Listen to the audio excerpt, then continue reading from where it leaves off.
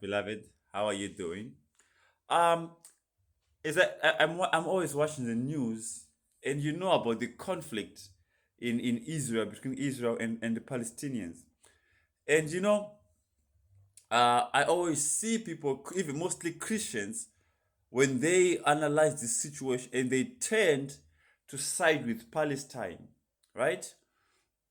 And but one thing we have to realize is if you are a Christian, a true Christian, then the standard of truth should be the Bible, the Hebrew scriptures.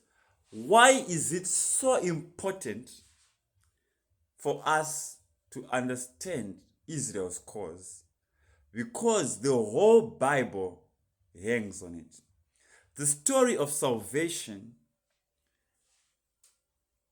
didn't start with Jesus. It started with a man called Abraham.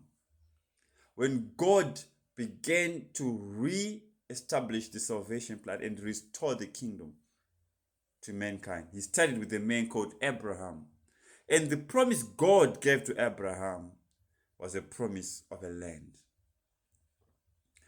And also, a promise that God gave to his children after him, to Isaac, to Jacob, and to the 12 tribes of Israel, and to the nation of Israel, was the promise of the land. This land belongs to the children of Abraham, Isaac, and Jacob.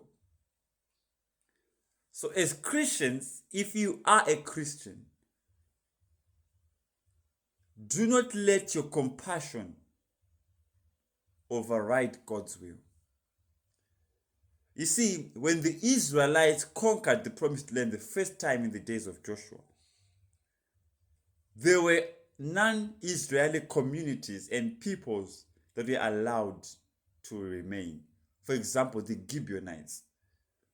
And they were allowed to remain because they made peace with Israel. The whole land was given to Israel.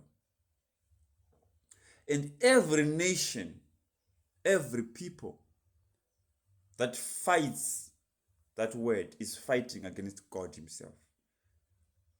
You're not fighting Israel. You're fighting God. And can you be prosperous? No, you cannot. This is a reality. And anyone who is led by the Spirit of God should understand that. Any other spirit that opposes that word is the spirit of Antichrist. Any God that claims that land does not belong to Israel is not the God of Abraham, Isaac, and Jacob. That other God is Satan. And this is a reality.